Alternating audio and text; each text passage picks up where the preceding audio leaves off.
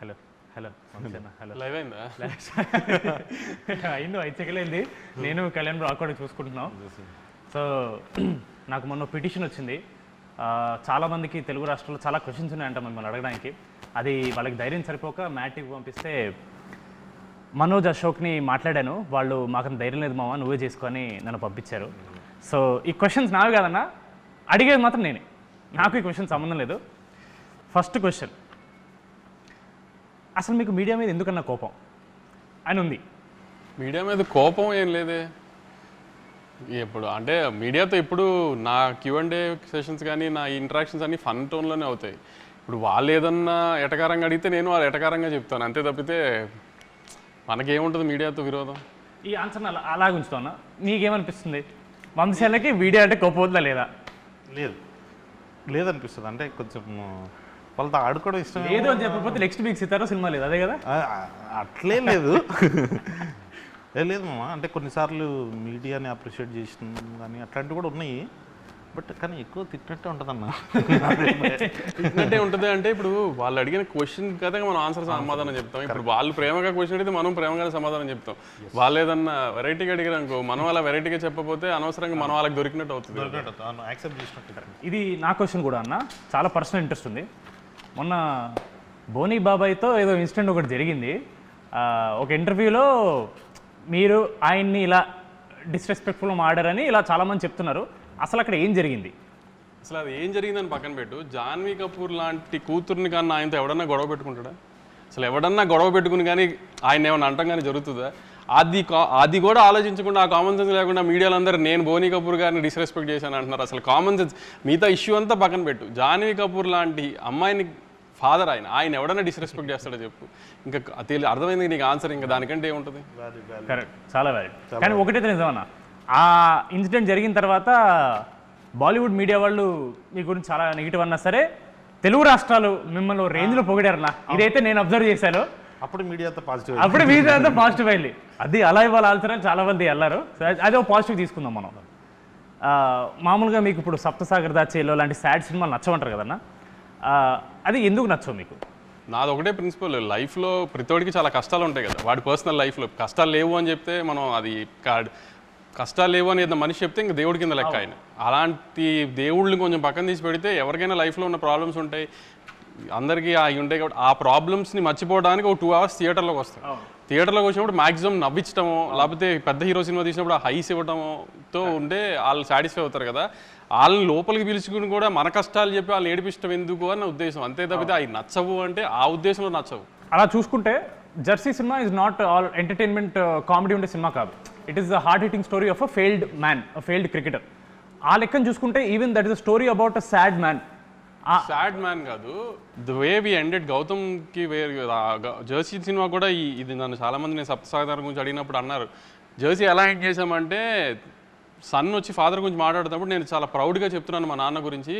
మా నాన్న ఫైట్ చేస్తూ హెల్త్ ఇష్యూ వల్ల ఇలా జరిగింది మా నాన్నకి, అంతే తప్పితే మా నాన్నకి అలా జరిగిందని నేను ఎప్పుడు బాధపడలేదు. మా నాన్న ఫైట్ చేస్తూ ఇది చేసాడు, అలా ఒక ప్రౌడ్ మూమెంట్లో హ్యాపీ ఎండింగ్ చేసాం మనం దానేమో ఒక ఫెయిల్డ్ క్రికెటర్ లాగా, ఒక సక్సెస్ఫుల్ క్రికెటర్ లాగా ఇండియన్ టీమ్కి సెలెక్ట్ అయిన ఒక సక్సెస్ఫుల్ క్రికెటర్ స్టోరీ లాగానే ప్రొజెక్ట్ చేసి ఎండ్ చేసాం దాన్ని ఒక హ్యాపీ ఎండింగ్తో. సో ఆ హైతోనే బయటకు వస్తారన్న ఆడియన్స్, బాధతో కాకుండా. ఇప్పుడు అదే ఈ మధ్య చాలా ఫేమస్ అయింది, మీరు స్టోరీలో లాజిక్స్ ఇలాంటి లాంటివి అవసరం లేదు అంటారు కదా. అంటే మీరు జనరల్లీ ఏ సినిమా మీ దగ్గరకు వచ్చినా, ఏ స్టోరీ వచ్చినా సరే మీరు అలాగే ఆలోచిస్తారా? లేదా మళ్ళీ ఇది ఒక పెద్ద హీరో సినిమా కాబట్టి కొంచెం జాగ్రత్తగా ఉండాలి, లేదా కొత్త యూత్ సినిమా కాబట్టి ఎక్కువ వరి అవ్వక్కర్లేదు అనే పాయింట్ ఆఫ్ వ్యూ ఏమైనా ఉంటుందా? ఇప్పుడు మ్యాడ్ తీస్తున్నామా, లక్కీ భాస్కర్ తీస్తున్నామా అనేది నాకు తెలుసు కదా.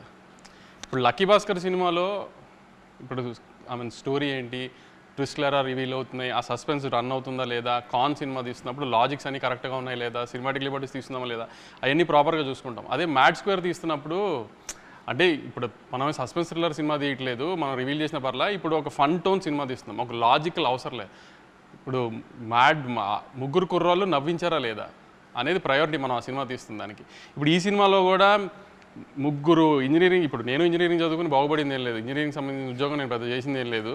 సో అలా నాతో పాటు ఒక ముగ్గురు కుర్రోళ్ళు ఇంజనీరింగ్ చేసి ఎందుకు పనికిరాని ముగ్గురు కుర్రోళ్ళు వాళ్ళ ఫ్రెండ్ పెళ్ళికి వెళ్ళి వాడి జీవితంతో ఎలా ఆడుకున్నారు, అక్కడి నుంచి టైంపాస్కి 4 అబ్బాయిలు కలిసి గోవా వెళ్తే ఏం చేస్తారు, గోవా వెళ్ళినప్పుడు సినిమా కాబట్టి ఎంతసేపు వాళ్ళు గోవాలో చేసి చూపించకుండా ఒక చిన్న చూపించాలి కాబట్టి ఒక చిన్న క్రైమ్ యాంగిల్ పెట్టాం. మళ్ళీ క్రైమ్ యాంగిల్ పెట్టాము కదా, నా క్రైమ్ యాంగిల్ ఏంటి సిల్లీగా ఉంది ఇది ఏదైనా రేపు రివ్యూలు రాయడానికి కూడా లేదు. నేనే చెప్తున్నా క్రైమ్ యాంగిల్ చాలా సిల్లీగా ఉంటుంది, అది కూడా కామెడీ కోసం పెట్టిన క్రైమ్ యాంగిలే. కథ ఒక లేయర్ ఉండాలి కాబట్టి క్రైమ్ యాంగిల్ పెట్టాం, అది సిల్లీగానే ఉంటుంది. దానికి కూడా లాజిక్ లేతికి అదేంటి స్ట్రెంత్ లేదు క్రైమ్ యాంగిల్లో, లేకపోతే వెనకాల డెప్త్ లేదు. డెప్త్ లేదు.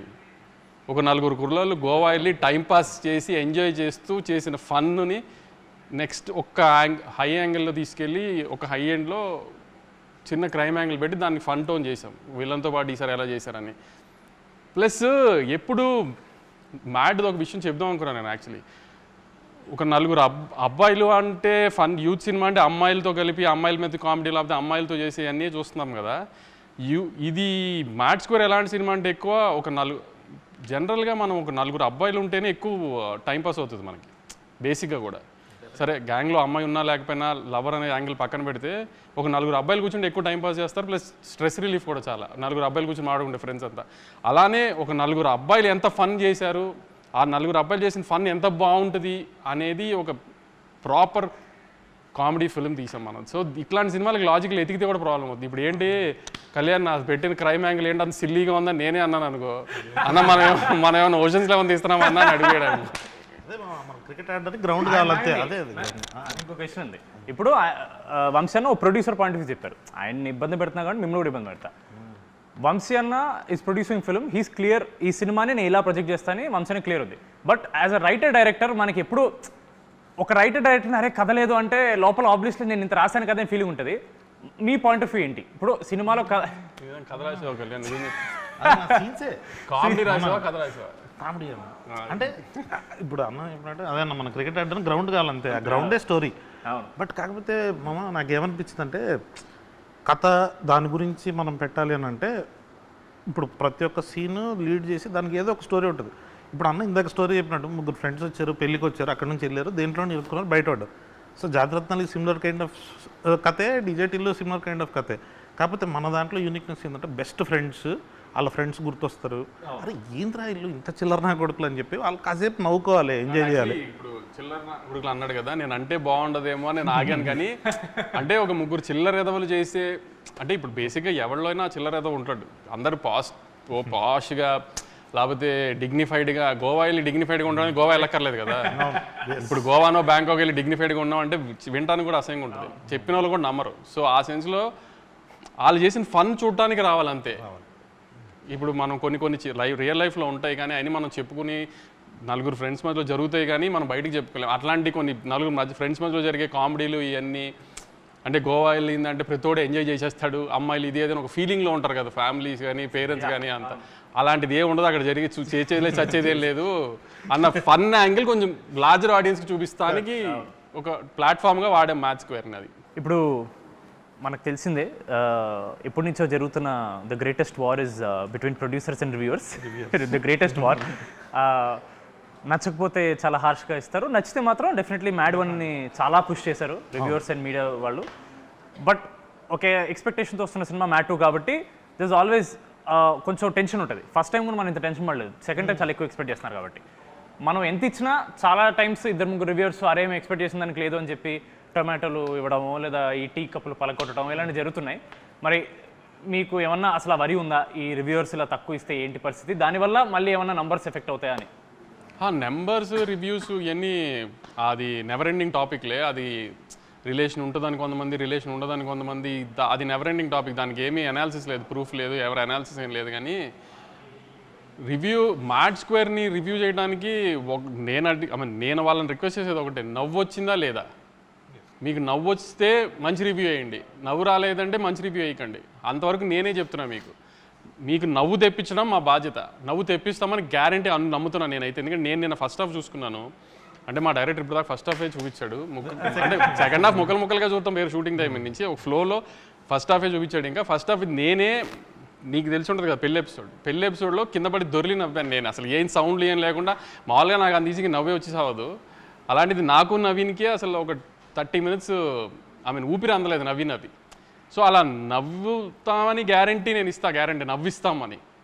అంతే తప్పితే ఇంకా మిగతా మీరు వాళ్ళ రివ్యూస్లో వాళ్ళకు ఒక తూకం వేసుకుని కథ ఇలా ఉండాలి, స్క్రీన్ ప్లే ఇలా ఉండాలి, లేకపోతే ప్రొడక్షన్స్ ఇలా ఉండాలి, క్వాలిటీస్ ఇలా ఉండాలి, అలాంటివి వేస్తే నాకు నేనేం గ్యారంటీ చెప్పలేను. కానీ మీ ఎక్స్పెక్టేషన్స్ రీచ్ అవుతుందో లేదో. మ్యాడ్ తీసింది మనం ఆ రోజు కూడా అదే చెప్పాం, మేము నవ్విస్తాం థియేటర్కి రండి అని. మ్యాడ్ స్క్వేర్ కూడా అదే చెప్తున్నాం, మేము చాలా బాగా నవ్విస్తాం, థియేటర్కి వచ్చి just have fun and go. అది నేను గ్యారంటీ ఇస్తున్నా. సమ్మర్లో పిల్లలందరికీ ఎగ్జామ్స్ అయిపోయిన తర్వాత హ్యాపీగా ఫ్రెండ్స్ అందరూ కలిసి సినిమాకి వచ్చి నవ్వుకుని వెళ్ళండి. అది నేను గ్యారంటీ ఇస్తున్నాను. మీకు బాగా నవ్వు వస్తే మంచి రివ్యూ వేయండి, మీకు అంతగా నవ్వు రాలేదంటే అప్పుడు మీ ఇష్టం వచ్చిన రివ్యూ మీరు వేయండి. లేకపోతే లాస్ట్ టైం లాగా నవ్వు రాకపోతే ఈ క్వశ్చన్ అడుగుతున్నాను. లాస్ట్ టైం అంటే మ్యాడ్ 1 మనకు చాలా కాన్ఫిడెన్స్ ఉంది, మీరు ఎంత కాన్ఫిడెంట్ చూపించడానికి ప్రెస్ మీట్లో డబ్బులు రిఫండ్ చేస్తున్నారు. మనం మ్యాడ్ 2కి చేసినప్పుడు ఏమనలేదు, దాని మీద చాలామంది అదేంటి వంశీ గారు ఏమనలేదు, సార్ భయపడుతున్నారా, ఇలాంటివన్నీ వచ్చాయి. ఎందుకు ఏమనలేదు? మీరు అనడం వల్ల ఏమైనా ఇంపాక్ట్ ఉంటుందా, అనకపోవడం వల్ల ఏమైనా ఉంటుందా? అనకపోవటం మూలాన అంటం మూలాన ఇంపాక్ట్ ఉంటుందో లేదు, కానీ ఆ రోజున you're all new boys, new director, I was making a small film. I wanted to project in that way that I made a very good small film అని జనానికి చెప్పడానికి. అంటే నేను సినిమా చూసుకున్నాను, నాకు బాగా తెలుసు సినిమా గురించి. సో మనం అనుకున్నది సినిమా గురించి జనానికి కన్వే చేయడానికి నేను ఒక సినిమా తీశాను. నవ్వు వచ్చే సినిమా, మీకు గ్యారంటీగా నవ్వు వస్తుంది, దయచేసి సినిమా చూడండి, మీకు నవ్వు రాకపోతే నేను డబ్బులు వెనక్కి ఇస్తానని చెప్పా. ఇప్పుడు జనంని నాకు నువ్వు అన్నట్టు జనమే ఒక నవ్వు కామెడీ సినిమాని నమ్మి ఆ నమ్మకంతో వస్తున్నారు. ఆ నమ్మకాన్ని గ్యారంటీ నిలబెట్టుకుంటాము. లేదంటే మీకు ఎలాగో నన్ను ట్విట్టర్లో తిట్టడం బాగా అలవాటు, ఈసారి మళ్ళీ ఇంకొక డోస్ పెంచి తిడుతురు కానీ అంతే తప్పితే. కానీ మీరు డిసప్పాయింట్ అయ్యే సమస్య లేదు.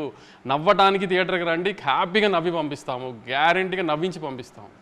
లేదంటే యాస్టీస్ మీరు అన్న ట్విట్టర్లో ఎప్పుడైనా తిట్టుకోవచ్చు. ఇంకా వంశీనే కదా మిమ్మల్ని కొంచెం గ్రిల్ చేద్దామని. మామూలుగా బయట మన ప్రెస్ మీట్ చూసినా చాలామంది ఇలా టాక్ ఉంది, కళ్యాణ్ శంకర్ కాంపౌండ్ అంటే సితారానే, దాన్ని బయట సినిమాలు చేయడు అని బయట టాక్ వస్తుంది. దానికి మీ రిప్లై? బయట మాట్లాడదామా? లేదు, అన్నతో కంఫర్ట్గా ఉంటుంది, ఏది కావాలంటే అది ఇచ్చేస్తాడు, చేసుకోమంటాడు, తర్వాత తిడతారన్న మళ్ళీ కాన్ఫిడెంట్గా చెప్పేసి అన్నను అడుగుతా.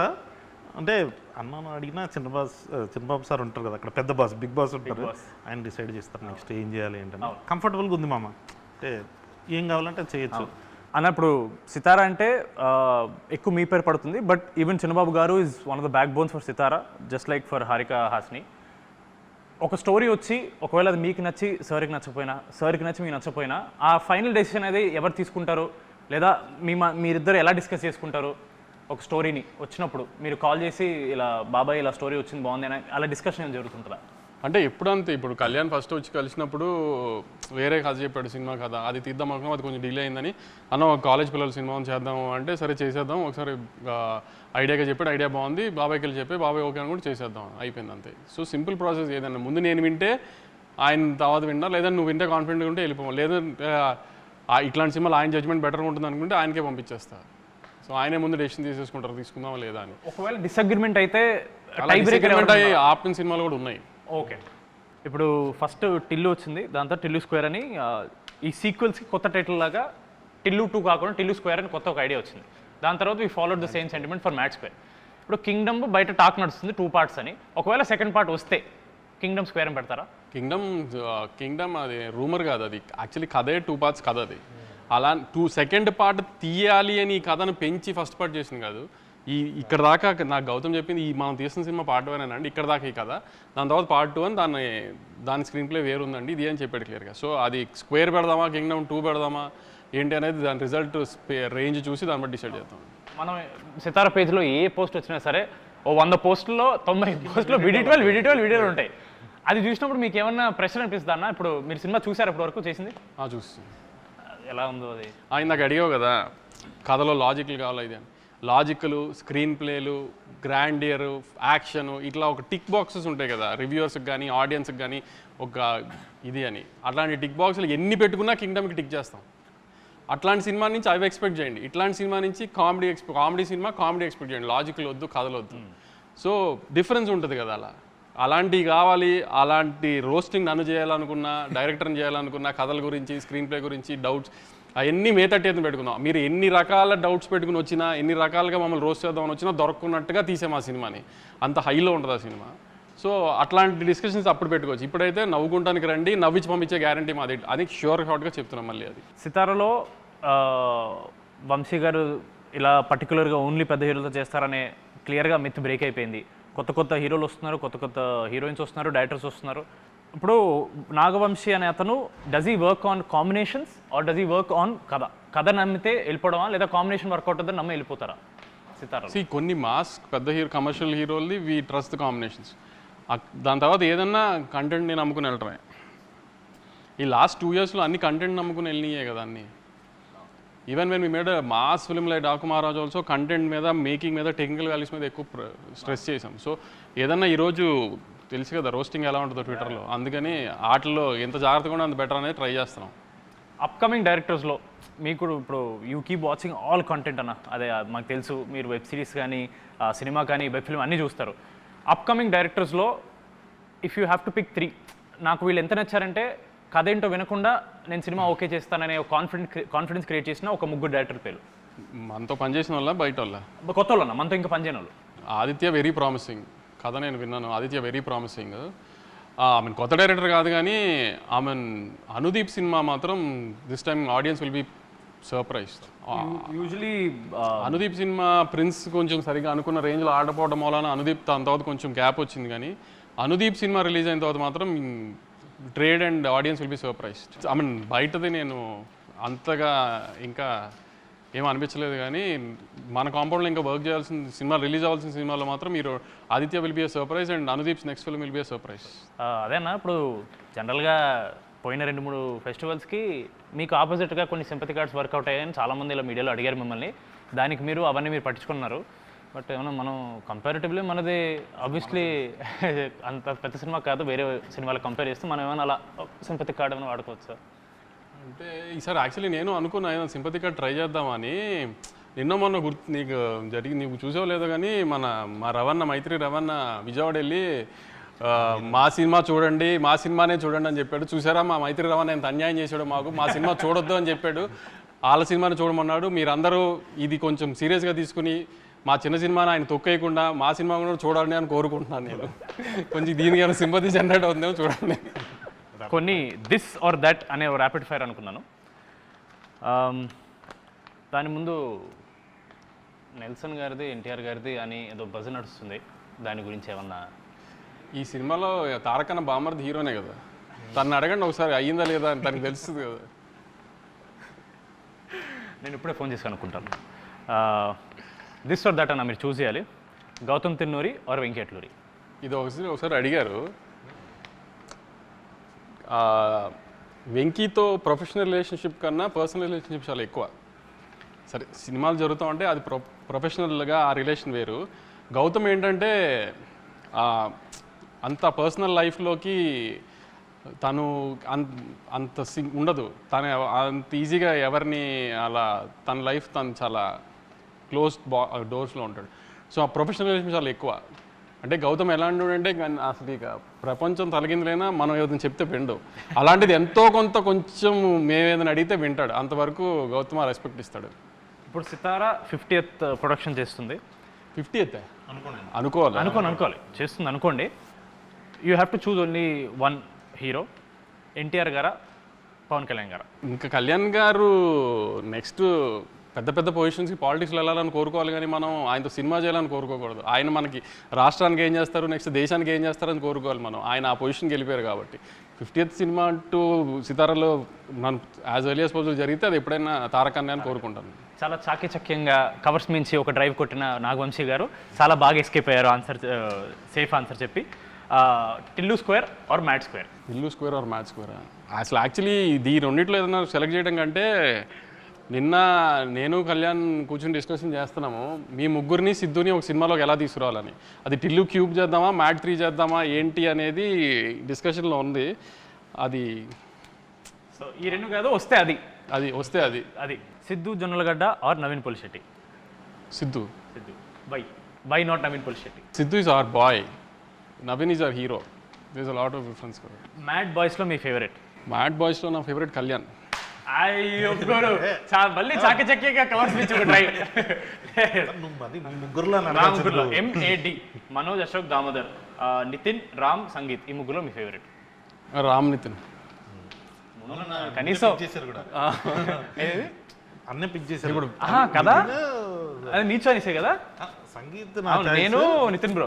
నితిన్ బ్రో మీరు అడిగి హారిక గారు చెప్పారు నాకు. తర్వాత వంశాన్ని మాట్లాడి అవును కలుద్దాం అని చెప్పేసి అంటే నితిన్ మామ చేస్తాడని అనుకో. ఇప్పుడు నేను నారాయణ నితిన్ అంటే తారకన్న కోసం అన్నాను అంటారు. నేనున్నాను కూడా ఇక్కడ ముందున్నాను అంటారు.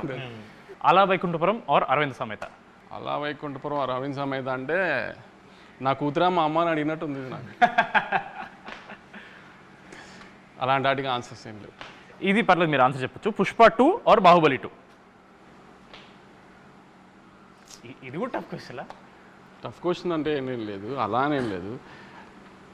పుష్ప 2 వి రూటెడ్ ఫర్ పుష్ప 2 ఎక్కువ, ఎందుకంటే ఇండియాలో కైండ్ ఆఫ్ ఇది అది అని. బాహుబలి టైంకి మనకింత సోషల్ మీడియా ఇది లేదు, సో మనం దాని ఎఫెక్ట్ తర్వాత రాజమౌళి గారు వేసిన ప్లాట్ఫామ్ అంతా తర్వాత అందరం ఎంజాయ్ చేస్తున్నాం, కానీ అప్పుడు అంత ఇది లేదు.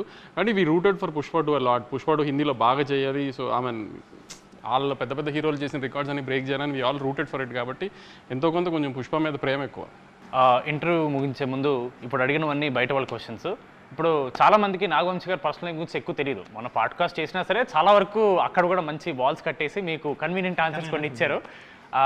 ఇప్పుడు మ్యాడ్ అనేది complete youth film. First part మొత్తం కాలేజ్, చిచోరి పనులు, అమ్మాయిలు.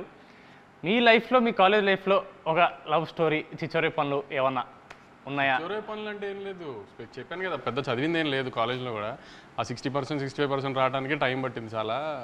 ప్లస్ గొడవలు అంటే ఎప్పుడు ఫస్ట్ నా పేరే ఉండేది. ఐ మీన్ అవుట్ స్పోకన్ అని ప్రిన్సిపల్ దగ్గరికి వెళ్ళాలన్నా ఏదైనా పర్మిషన్లకి అన్నిటికీ నన్నే వాడేవారు. ఇంకా ఇంజనీరింగ్ కాలేజీలో అంటే అమ్మాయిలు ఇవన్నీ ఉంటుంది కదా, జూనియర్లు అమ్మాయిలు బాగుంటారని ఇది అని అదని ఇవన్నీ జరుగుతూనే ఉండేవి. లవ్ స్టోరీలు అంటూ పెద్ద.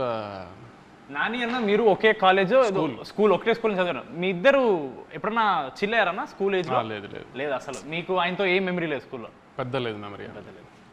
మీకు తెలుసా అన్న? నాని సేమ్ సెక్షనే ఇద్దరము, అంటే పెద్ద మెమరీస్ ఏముంటాయి స్కూల్లో చదువుకునేప్పుడు.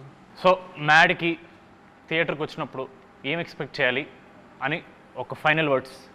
వి ప్రామిస్ వి డెలివర్, అంతే. అన్నది ఏమంటే మేము కామెడీని ఇస్తామని ప్రామిస్ చేస్తున్నాం. కామెడీ రాకపోతే అప్పుడు మాట్లాడదాం కంపల్సరీ. కామెడీ రాకపోతే మాట్లాడేది లేదు, కామెడీ వస్తుంది డెఫినెట్గా. కామెడీ వస్తుంది, ఆ కామెడీని నవ్వడానికి మాత్రమే రండి. మళ్ళీ మళ్ళీ అదే చెప్తున్నాను. చిన్న క్రైమ్ యాంగిల్ ఉంటుంది సినిమాలో, ఏంటి క్రైమ్ యాంగిల్ ఇంత సిల్లీగా ఉందని నేనే చెప్తున్నా. క్రైమ్ యాంగిల్ సిల్లీగానే ఉంటుంది, అది సిల్లీగా ఉండి మీరు నవ్వుకోవాలని అలా పెట్టాము. దానికి లాజికల్గా సీరియస్ టోన్లో పెట్టలేదు. ఇప్పుడు మనం ఏమీ అది రక్త చరిత్ర లాంటి తీయట్లేదు క్రైమ్ యాంగిల్ సీరియస్గా పెట్టడానికి. సో మనం సిల్లీగా ఉండాలనే సిల్లీ క్రైమ్ యాంగిలే పెట్టాము. అది సిల్లీగా ఉంటుంది అని, అంత సిల్లీగా ఉంది అంటారని కూడా నవ్వుకుంటారు కూడా. ఎందుకంటే మధ్యలో ఇండియానికి ఎవరు కనుక్కున్నారు, అమెరికాని ఎవరు కనుక్కున్నారు అని కూడా చెప్పాడు మొత్తానికి. సో అలాంటివి కూడా, అలాంటి చిన్న చిన్న సిల్లీవి కూడా ఉన్నాయి, అవన్నీ చూసి నవ్వుకోండి అంతే. లాజిక్లు ఎతకండి, మీరు నవ్వించే గ్యారంటీ మాది. దయచేసి థియేటర్స్కి వచ్చి నవ్వుకోండి సమ్మర్లో. జనాలు ఎవరు నవ్వుకుంటారు. డెఫినెట్లీ రివ్యూర్స్లో ఎవరో ఒకరికి మన సినిమా నచ్చదు, వాళ్ళు ఏదో ట్వీట్ మన సినిమా బాగాలేదని ఏదో పెడతారు. సినిమా రిలీజ్ అయ్యి సక్సెస్ మీట్ తర్వాత మళ్ళీ ఒక ఇంటర్వ్యూ పెట్టుకుని వాళ్ళ ట్వీట్స్ని మనం రివ్యూ చేద్దాం, మనం డైసెక్ట్ చేద్దాం. అప్పటి వరకు March 28th mad square, only in theatres. మీరు ఒకసారి చెప్పండి. March 28th mad square. ఇప్పుడు దాకా నేను అదేగా చెప్పాను. ఏంటి చెప్పండి అన్న ఒకసారి. March 28th మ్యాడ్ స్క్వేర్ తప్పకుండా థియేటర్లో చూడండి. మా మైత్రి రవి గారు చెప్పినట్టు ఓన్లీ రాబిన్ హుడ్ చూడకుండా మా సినిమా కూడా చూసి మా మీద చిన్న పిల్లలతో ఏదో సినిమా తీసాం, మా మీద జాలి చూపిస్తారని కోరుకుంటున్నాను. Thank you.